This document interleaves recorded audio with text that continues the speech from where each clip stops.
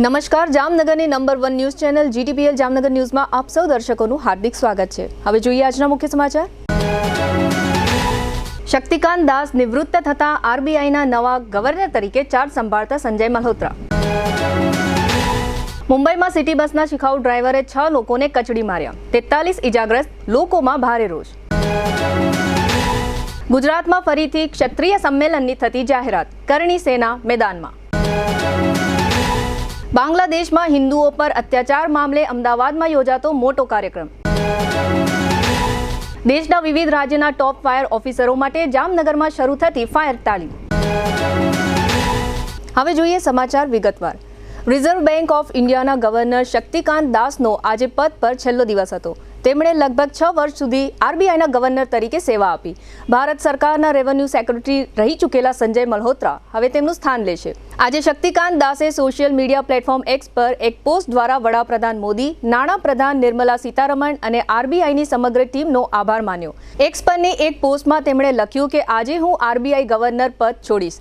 સમર્થન અને શુભેચ્છાઓ માટે આપ સૌનો આભાર। મને RBI ગવર્નર તરીકે દેશની સેવા કરવાની તક આપવા અને તેમના માર્ગદર્શન અને પ્રોત્સાહન માટે હું વડાપ્રધાન મોદીનો ખૂબ આભારી છું। તેમના વિચારોથી મને ઘણો ફાયદો થયો। મુંબઈના પરાકુલ્લાના SG બર્વે રોડ પર બેકાબુ બનેલી બસને કારણે થયેલા અકસ્માતની વિગતો જેમ જેમ આવતી જાય છે તેમ તેમ તેની ભીષણતાનો ખ્યાલ આવતો જાય છે અને આંખની સામે લોકોની ચીચિયારી અને આક્રંદ દેખાવા માંડે છે। હું રેલવે સ્ટેશન જવા માટે ઘરેથી નીકળી રહ્યો હતો ત્યારે મેં જોરદાર અવાજ સાંભળ્યો। હું તરત જ અકસ્માત સ્થળ પર પહોંચ્યો। બેસ્ટની AC બસે રાહદારીઓ અને વાહનોને ટક્કર મારી હતી એમ એક પ્રત્યક્ષદર્શીએ બેસ્ટ બસના અકસ્માત સમયે તેણે ઘટના સ્થળે શું થઈ રહ્યું હતું તેની માહિતી આપતા જણાવ્યું હતું। કુર્લા પશ્ચિમના બુથ કોલોની વિસ્તારમાં સોમવારે એટલે કે 9 ડિસેમ્બરની રાત્રે એક ભયાનક અકસ્માત થયો હતો। બેસ્ટ બસના ચાલકે બસ પરનો કાબુ ગુમાવતા આ અકસ્માત સર્જાયો હતો। આ ભયાનક અકસ્માતના 6 લોકોના મોત થયા છે અને 43થી વધુ લોકો ઘાયલ થયા છે। અત્રે ઉલ્લેખનીય છે કે બેસ્ટની આ બસનો ડ્રાઈવર શિખાઉ હોવાની વિગતો જાહેર થઈ છે। સિટી બસના આટલા બધા મુસાફરોની જિંદગી શિખાઉ ડ્રાઈવરના ભરોસે છોડી દેવાની બેસ્ટ કંપનીની આ રીતિ પર સવાલો ઊભા થયા છે। સુરત પ્રવાસે આવેલા ક્ષત્રિય કરણી સેનાના રાષ્ટ્રીય અધ્યક્ષ રાજ શેખાવતે પત્રકારો સાથે વાતચીત કરી હતી, જેમાં તેમણે ફરી એકવાર ભારતીય જનતા પાર્ટી ઉપર આકરા શાબ્દિક પ્રહારો કર્યા હતા। ભાજપ સરકાર વિરુદ્ધ ફરીથી તેઓ મેદાનમાં ઉતારવાની ચીમકી આપી રહ્યા છે। અમદાવાદ ખાતે મહાસંમેલનનું આયોજન કરીને સમાજને એકત્રિત કરવાનો પ્રયાસ કરવામાં આવશે તેવી વાત કરવામાં આવી છે। ગુજરાતની ભારતીય જનતા પાર્ટીની સરકાર દ્વારા ક્ષત્રિયાણીઓની અસ્મિતા પર નિંદનીય ટિપ્પણી કરવામાં આવી હતી અને ત્યારબાદ ક્ષત્રિય સમાજ દ્વારા લડાઈ કરવામાં આવતા ક્ષત્રિય સમાજના સ્વાભિમાનનું પ્રતીક એવી કેસરી પાઘડી પર પણ પ્રહાર કરાયો હતો।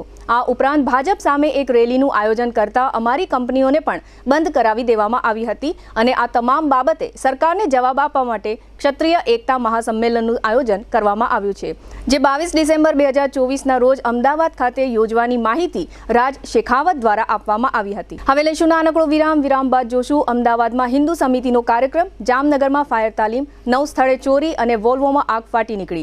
जोता रहो Jamnagar number 1 news channel GTPL Jamnagar news. अगर बात है हेल्थ की तो सही ऑयल क्यों नहीं चुने? सही ऑयल सिर्फ हमारी सेहत के लिए जरूरी होता है, इसीलिए हम चुनते हैं 3 इक्का एडिबल ऑयल, जो बेहतरीन मूंगफलियों को चुनकर बनाया जाता है, जो है केमिकल फ्री और जिसमें है 0 कोलेस्ट्रॉल। जामनगर की ट्रस्टेड एडिबल ऑयल ब्रांड 3 इक्का। પશ્ચિમ ગુજરાત વીજ કંપની લિમિટેડ દ્વારા ડિસેમ્બર 2024 માસને ઉર્જા સંરક્ષણ અને ઉર્જા કાર્યદક્ષતા માસની ઉજવણીના ભાગરૂપે ચાલો સૌ સાથે મળી વીજળી બચાવવાની અપીલ કરતા જામનગર PGVCL વર્તુળ કચેરીના અધિક્ષક ઇજનેર HD વ્યાસ, બિનજરૂરી વીજળીનો વપરાશ ન કરવો આપણા સૌની ફરજ છે। લાઇટ, પંખા, AC સહિતના ઉપકરણો જરૂર જણાય ત્યારે જ ચાલુ કરો। LED બલ્બનો ઉપયોગ કરવાથી વીજળીની બચત થાય છે। શક્ય હોય ત્યારે કુદરતી પ્રકાશનો ઉપયોગ કરવો જરૂરી છે। પાણીને ગરમ કરવા માટે ઇલેક્ટ્રિક વોટર હીટરને બદલે સોલાર હીટરનો ઉપયોગ કરવો। સોલાર પેનલ ઇન્સ્ટોલ કરી વીજ ગ્રાહક સાથે વીજ ઉત્પાદક બનો। સૂર્યની ગરમીથી રાહત મેળવવા માટે અને ઠંડી હવાને અંદર રાખવા માટે તમારા બારી દરવાજાના પડદા બંધ રાખો। આપણા સૌનું ભવિષ્ય સુરક્ષિત રાખવું હોય તો વીજળીને બચાવવી જરૂરી છે। ટુ વ્હીલરમાં સૌથી વધુ વેચાણ ધરાવતી two wheeler company Hero MotoCorp. Hero two wheeler કરોડો લોકોની પહેલી પસંદ બની ચૂક્યું છે. સૌથી વધુ ટેકનોલોજી ધરાવતી હીરો મોટોક્રોપ ટુ વ્હીલર હીરોના રેગ્યુલર બાઇક 100 સીસી થી 125 સીસીમાં ઉપલબ્ધ. 55,518 શોરૂમ કિંમતથી શરૂ. હીરોના પ્રીમિયમ બાઇક 160 સીસી થી 440 સીસીમાં. પ્રીમિયમ બાઇક એક્સ શોરૂમ કિંમત 1,30,000 થી 2,49,000. હીરોના લોકપ્રિય સ્કૂટરો 110 સીસી થી 125 સીસીમાં. હીરોના સ્કૂટરો એક્સ શોરૂમ કિંમત 75,000 થી 95,000 સુધી. હીરોના મોટરસાઇકલની તમામ રેન્જ જેમાં HF deluxe, Splendor, Passion, Glamour, એક્સ્ટ્રીમની શોરૂમ ઉપર ઉપલબ્ધ. હીરોના સ્કૂટરમાં પ્લેઝર, ઝૂમ, ડેસ્ટિની વિવિધ કલરોમાં. એવરેજમાં નંબર 1. ફાઇનાન્સ શોરૂમ પર ઉપલબ્ધ. મેન્ટેનન્સ નહિવત. ટેકનોલોજી સજ્જ સર્વિસ સ્ટેશન. હીરોના બાઇક અને સ્કૂટરની ખરીદી ઉપર શોરૂમ દ્વારા સરપ્રાઇઝ ગિફ્ટ તો ખરી જ. વર્ષોથી સફળ થયેલ અને કરોડો લોકોના દિલમાં સ્થાન પામેલ હીરોના જ સ્કૂટર અને બાઇક લેવાનો આગ્રહ રાખશો તો પસ્તાવાનો વારો નહીં આવે. Gokul hero, Jamnagar Rajkot highway, Hapa, Jamnagar. Mobile 92 899 23 051 અને 90 675 72 626. Branch Ranjit Sagar road, પવનચક્કી, Jamnagar. Mobile 83 479 11 194. જી હા, ગોકુલ હીરો. જામનગર શહેર હવે મેટ્રો સિટીની હરીફાઈમાં જામનગરનું ગૌરવ કરી શકાય તેવા જેસીઆર ધ એન્ટરટેનમેન્ટ વર્લ્ડમાં એક નવું નજરાણું. Elite by JCR multibrand family showroom. જામનગરના સૌપ્રથમ 12,000 સ્ક્વેર ફૂટ જેવી વિશાળ જગ્યામાં મલ્ટીબ્રાન્ડ શોરૂમ. આ ભવ્ય અને દિવ્ય શોરૂમમાં 50 થી વધુ ઇન્ટરનેશનલ બ્રાન્ડના રેડીમેડ વસ્ત્રોનો ડિસ્પ્લે. મેન્સવેર, લેડીઝવેર, બોયઝ અને ગર્લ્સના રેડીમેડ કપડામાં વિશાળ રેન્જ. બ્રાન્ડેડ કંપનીમાં Levi's, Spykar, Biba, Rangriti, UCB kids, BlackBerry, Park Avenue, Colour Plus, Manyavar, Zillion, Only, Global Republic, Jack and Jones, Mukti, Flying Machine, Being Human, વોય, basic, Crimson Club, Pepe, Monte Carlo, deal jeans, recap, ફેબલે India, Fab India, રેઝી, બી ઇન્ડી, Rookie USA સહિતના બ્રાન્ડેડ વસ્ત્રો હાજર સ્ટોકમાં ઉપલબ્ધ. અમારા શોરૂમમાં ઇકોનોમિક અને પ્રીમિયમ રેન્જ પણ જોવા મળશે. આજે જ ધ જેસીઆર એન્ટરટેનમેન્ટ વર્લ્ડ ખાતે પધારી મનોરંજનની સાથે શોપિંગ કરવાનો પણ લાવો મેળવો. Elite by JCR multibrand family showroom, Theba ચોકડી, જામખંભાળિયા હાઈવે, જામનગર. મોબાઈલ 999 89 86 006. વિરામ બાદ આપ સર્વે દર્શકોનું ફરી સ્વાગત છે. હવે જોઈએ સમાચાર વિગતવાર. બાંગ્લાદેશમાં હિન્દુઓ પર થતા અત્યાચાર મામલે છેલ્લા ઘણા સમયથી ભારતમાં વિરોધ પ્રદર્શન અને આંદોલનો થઈ રહ્યા છે. આજે મંગળવારે સવારે અમદાવાદ શહેરમાં હિન્દુ હિતરક્ષક સમિતિ, ભારતીય જનતા પાર્ટી અને અમદાવાદ મ્યુનિસિપલ કોર્પોરેશને સાથે મળીને વલ્લભ સદન રિવરફ્રન્ટ ખાતે વિશાળ માનવ સાંકળનું આયોજન કરવામાં આવ્યું હતું. સવારના 8:30 થી 9:15 સુધી વલ્લભ સદનથી ઉસ્માનપુરા રિવરફ્રન્ટ પાર્ક સુધી માનવ સાંકળ રચાઈ હતી. અહીં ખાસ સભાનું પણ આયોજન કરવામાં આવ્યું છે. અમદાવાદ શહેરના વિવિધ બોર્ડમાંથી ઓછામાં ઓછા 150 લોકો સહિત ભારતીય જનતા પાર્ટીના સંત સમિતિના સભ્યો પણ વહેલી સવારથી જ રિવરફ્રન્ટ ખાતે હાજર રહ્યા હતા. આ ઉપરાંત બાંગ્લાદેશમાં અત્યાચાર બંધ કરો સહિતની વિવિધ નારા લગાવવામાં આવ્યા હતા. આજની માનવ સાંકળમાં અમદાવાદ જગન્નાથ મંદિરના મહંત દિલીપદાસજી મહારાજ સહિત સ્વામિનારાયણ સંપ્રદાયના સાધુઓ તથા અમદાવાદ મ્યુનિસિપલ કોર્પોરેશનના અધિકારીઓ સહિત ભારતીય જનતા પાર્ટીના બોર્ડ પ્રમુખ અને ધારાસભ્યો પણ હાજર રહ્યા છે. હાથમાં વિવિધ બેનરો લઈ હિન્દુ પર થતા અત્યાચાર બંધ કરવા નારા પોકારી વિરોધ નોંધાવ્યો હતો.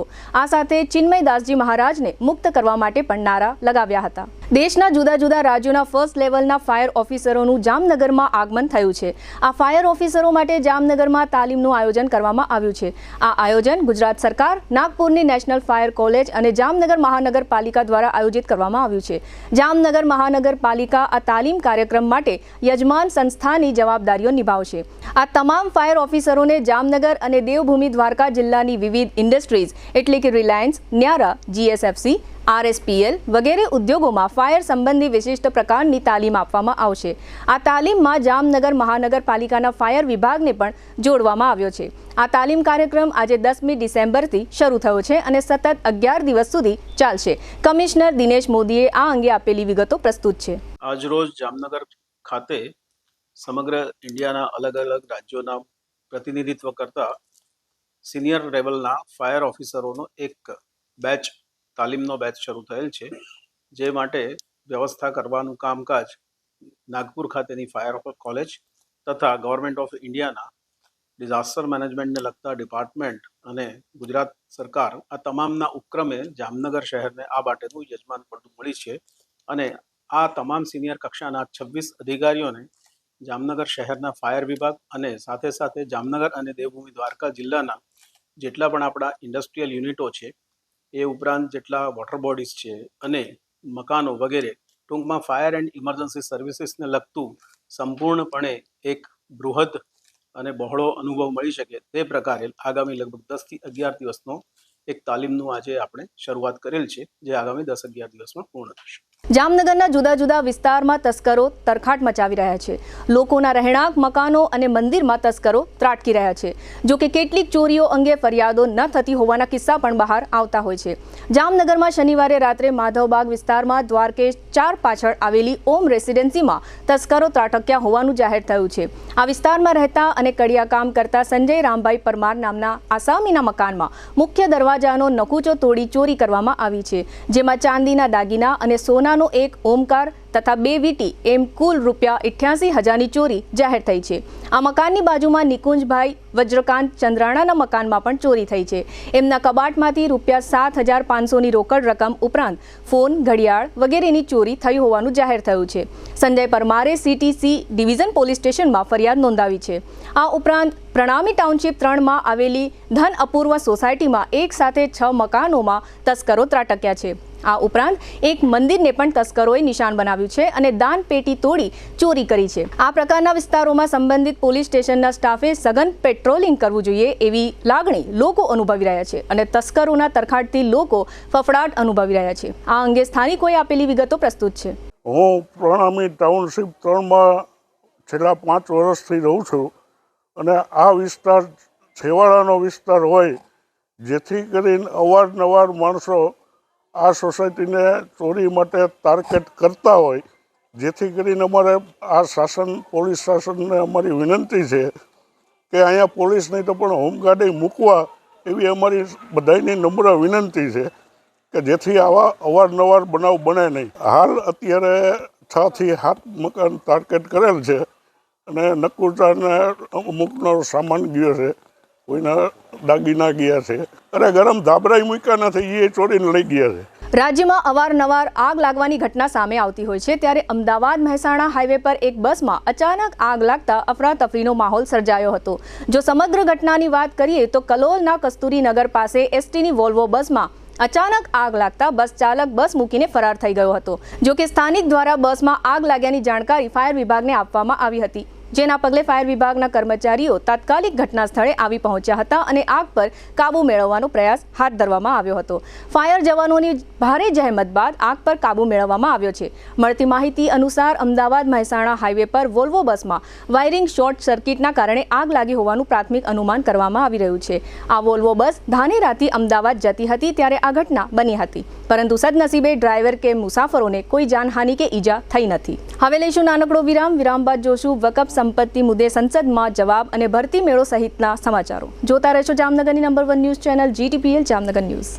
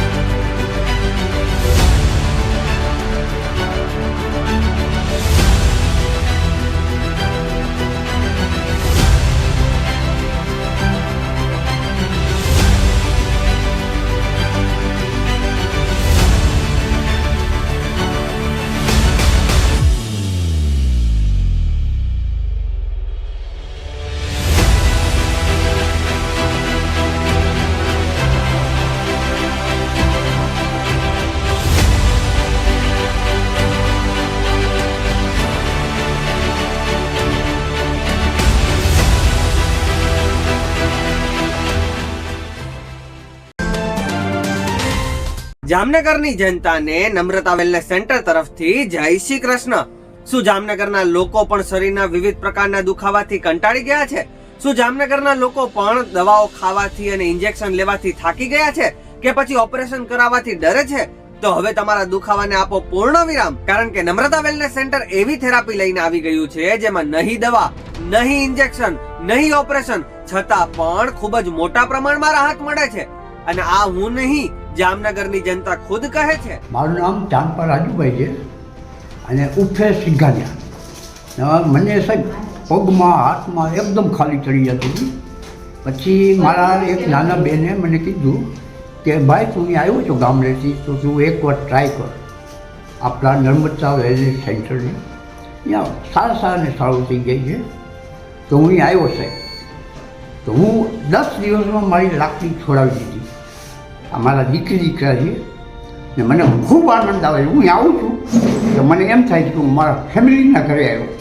કોઈ દિવસ ચૂકારો નહીં, કોઈ જાતનું કાંઈ નહીં. ને મને ખૂબ આનંદ આવે છે. હું ડેલી આવું છું. આજે મારે 42 દિવસ થયા, 42 દિવસ. અઠવાડિયામાં મારી લાકડી મુકાવી દીધી. હું એકદમ હાલી જ શકું છું, દોડી શકું. અને મને ખંભાની તકલીફ હતી, પગની તકલીફ હતી, સારું છે. ખંભાની તકલીફ હતી છે, સારું છે. પ્રાઇવેટ દવા કરી પણ દવા સારું ન થયું. અત્યારે ઘણું પણ સારું છે અને સ્ટાફનું પણ સારું કાર્ય છે. બહુ ઉત્તમમાં ઉત્તમ કાર્ય હોય તો નમ્રતા વેલનેસ સેન્ટરની છે. મણકાનું ઓપરેશન થયેલું છે. શું એટલે બે હાથમાં ખાલી ચડતી, પગમાં ખાલી ચડતી, પગમાં ખીચી આવે છે. તો મને મારા એક મિત્રે જણાવ્યું કે રિક્ષા ચલાવે છે તો આ તારે સ્કૂલની બાજુમાં જ છે, તો તું થોડીક વાર જતો જા. તો હું અહીં આવું છું. એનાથી મને સારું થયું. બે હાથમાં સૂતો એટલે ખાલી ચડવી બંધ થઈ ગઈ. બેલેન્સ રહેતું નહીં, બેલેન્સ હળવું થઈ ગયું. હું થોડી વાર વધારે ઊભો રહી શકું છું, ચાલી શકું છું. રાતના સૂતી વખતે ખેંચી આવે છે, થોડી એમાં રાહત થઈ ગઈ. આવી જ રીતે હજારો દર્દીઓ જામનગરના નમ્રતા વેલનેસ સેન્ટરમાં આવીને પોતાના દુખાવામાં રાહત મેળવી ચૂક્યા છે. આજે જ નમ્રતા વેલનેસ સેન્ટરની મુલાકાત લો અને પોતાના દર્દમાં રાહત મેળવો. Namrata wellness centre, branch 1, Patel colony, street number 2, bank of બરોડાની બાજુમાં, Jamnagar. Branch 2, Jadeshwar residency, amusement પાર્કની પાસે, Jamnagar. Branch 3, Oswad colony, street number 1, Sumer club road, Jamnagar. Mobile 98 251 86 975 63 521 66021.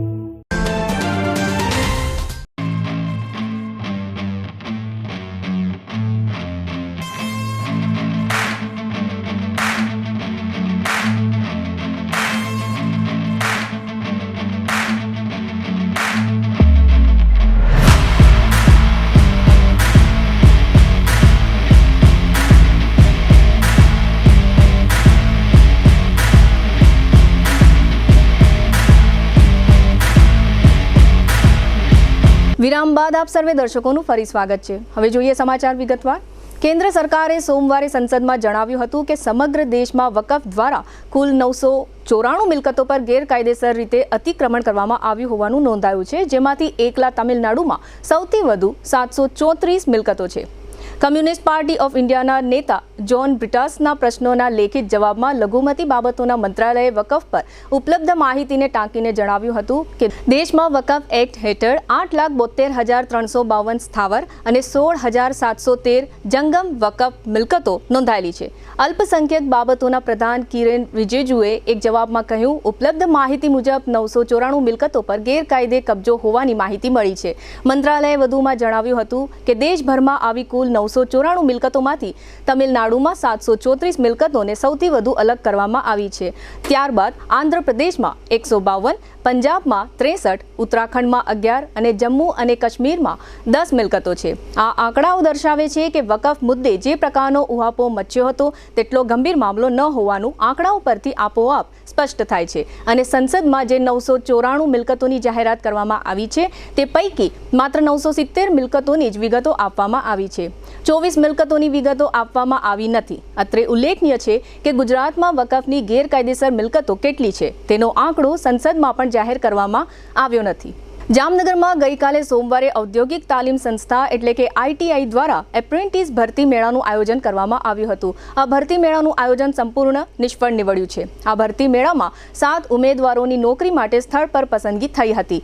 ભરતી મેળામાં 7 ખાનગી નોકરીદાતા હાજર રહ્યા હતા. આ ભરતી મેળામાં 50 ઉમેદવારો પોતાનો બાયોડેટા, શૈક્ષણિક તેમજ અનુભવની લાયકાત અંગેના પ્રમાણપત્રોની નકલ તેમજ ફોટોગ્રાફ સાથે હાજર રહ્યા હતા. સામાન્ય રીતે નોકરી વાંચુક ઉમેદવારો સરકારી વિભાગો જેવા કે PGVCL અને ST સહિતના વિભાગોમાં એપ્રેન્ટિસ તરીકે જોડાવા ઈચ્છતા હોય છે. ખાનગી કંપનીમાં એપ્રેન્ટિસ તરીકે જોડાવાનો આ ઉમેદવારોને રસ હોતો નથી, કારણ કે તેમાં વેતન પણ ઓછું હોય છે અને એપ્રેન્ટિસશીપ પૂર્ણ થયા પછી આ ઉમેદવારોની નોકરીની કોઈ સલામતી હોતી નથી, જેને કારણે એપ્રેન્ટિસ ભરતી મેળાને ક્યારેય યોગ્ય પ્રતિસાદ મળતો નથી. જામનગરના 3 દરવાજા નજીક પોટરીવાળી ગલી વિસ્તારમાં આગનો બનાવ બન્યો હોવાનું જાહેર થયું છે. બહાર આવેલી વિગતો અનુસાર પાણીના એક પ્લાન્ટમાં તથા ચોકલેટના એક ગોડાઉનમાં આગ લાગી હતી. આ ઘટનાની જાણ થતાં ફાયર શાખાની ટુકડીએ ઘટના સ્થળે પહોંચી આગ બુઝાવી હતી. અત્રે ઉલ્લેખનીય છે કે ધંધાકીય એકમોએ આગ અંગે જાગૃત રહેવું જોઈએ અને આગ ઓલાવવા માટેના સાધનો વસાવવા જોઈએ. આ પ્રકારના ધંધાકીય એકમોએ સામાન્ય કે પરચુરણ આગ માટે પણ ફાયર શાખાના બંબાની રાહ જોવી પડે અને ત્યાં સુધીમાં આગ મોટું સ્વરૂપ ધારણ કરે તે આખી બાબત એક અર્થમાં ધંધાકીય એકમોના સંચાલકોની બેદરકારી લેખી શકાય. જામનગરના ઘનશ્યામ ચોવટિયા નામના એક વેપારીએ 4 દિવસ પહેલા કોઈ ઝેરી પ્રવાહી પી આપઘાતનો પ્રયાસ કર્યો છે એવું જાહેર થયું હતું. ઘનશ્યામ ચોવટિયા નામના આ વેપારીને જીજી હોસ્પિટલમાં સારવાર પણ આપવામાં આવી છે. આ વેપારીના જણાવ્યા પ્રમાણે ધર્મેશ રાણપરિયા અને અન્ય એક શખ્સ દ્વારા આ વેપારીના ચેક બેંકમાંથી પરત કરવામાં આવ્યા છે. આ આખો મામલો શરૂઆતથી ગૂંચવાડા ભર્યો જોવા મળી રહ્યો છે. ઘનશ્યામ ચોવટિયાએ મીડિયા સમક્ષ આપેલી વિગતો પણ સરળ દેખાતી નથી. જો કે મામલામાં હવે તો પોલીસ ફરિયાદ પણ દાખલ થઈ ગઈ છે. આ પોલીસ ફરિયાદ અંગે સિટી DYSP જયવીરસિંહ ઝાલાએ આપેલી વિગતો પ્રસ્તુત છે. જામનગરના મોખણા ગામે એક વ્યક્તિ દ્વારા જંતુનાશક દવા પી જઈને આપઘાતનો પ્રયાસ કરવામાં આવેલો હતો. આ બાબતે લગત પોલીસ સ્ટેશનમાં જણાજો ફરિયાદ દાખલ થઈ હતી અને ત્યારબાદ વધુ તપાસના અંતે જે છે Jamnagar city A division police સ્ટેશનમાં આ કામના જે ફરિયાદી છે એના દ્વારા વ્યાજ વટાવ એટલે કે જે મની લેન્ડિંગ એક્ટ છે એના અંતર્ગત ફરિયાદ નોંધવામાં આવી છે. વિગત એવી છે કે જે આ કામના આરોપી છે એમના દ્વારા ફરિયાદીને 8 લાખ જેટલા રૂપિયા વ્યાજે આપવામાં આવેલા હતા. મહિને 10% લેખે વ્યાજ આપવામાં આવ્યા હતા. આ મુદ્દલ તેમજ વ્યાજ તમામ વસ્તુ ચૂકવવા છતાં પણ જે આરોપી દ્વારા ફરિયાદીને વારંવાર પઠાણી ઉઘરાણી કરી અને વધારાના પૈસાની માગણી કરવામાં આવતી હતી. જે બાબતની ફરિયાદ સિટી A ડિવિઝન પોલીસ સ્ટેશનમાં નોંધવામાં આવેલી છે અને આ સિવાય આ કામમાં એક સાહેબ છે એમના દ્વારા પણ એક મકાન બાબતેની મેટર હતી આ જે ફરિયાદી સાથેની છે. એ મેટરમાં પણ જે આરોપી દ્વારા વચ્ચે રહી સમાધાન પેટે ફરિયાદીના અમુક ચેકો મેળવી અને આ ચેકોને વટાવવા માટેની પણ આગળની કાર્યવાહી કરી હતી. જે બાબતનો પણ ઉલ્લેખ આ ફરિયાદમાં કરવામાં આવેલો છે. તો આ બાબતની જે તપાસ છે city A division police station દ્વારા કરવામાં આવી રહી છે અને આગળની તપાસ આપણે જણાવવામાં આવશે. એ હાલ વાત જે છે એ ફરિયાદી જેનું નામ છે ઘનશ્યામભાઈ જમનભાઈ ચોવટિયા છે અને જે આ કામના આરોપી છે એનું નામ છે ધર્મેશભાઈ રાણપરિયા છે અને તેમજ આમાં બીજા કોઈ પણ આરોપીની સંડોવણી હશે તો એ પણ આગળ તપાસમાં જેટલા પણ નામ ખુલશે તમામને દેવામાં આવશે. હવે લેશું નાનકડો વિરામ. ફરી મળીશું વિરામ બાદ. જોતા રહેશો જામનગરની number 1 news channel GTPL Jamnagar news.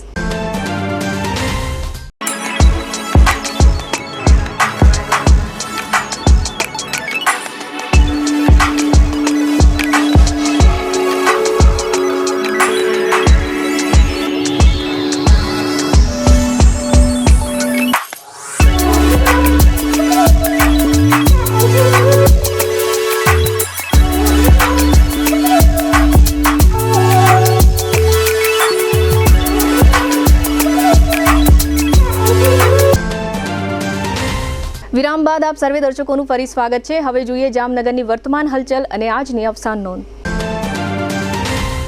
રાજ્યના અન્ય શહેરોની માફક જામનગરમાં પણ બિલ્ડરો કહી રહ્યા છે કે સરકારે જાહેર કરેલા સૂચિત જંત્રી દરોને કારણે મધ્યમ વર્ગ, બિલ્ડરો અને ખેડૂતોને મોટું નુકસાન થશે.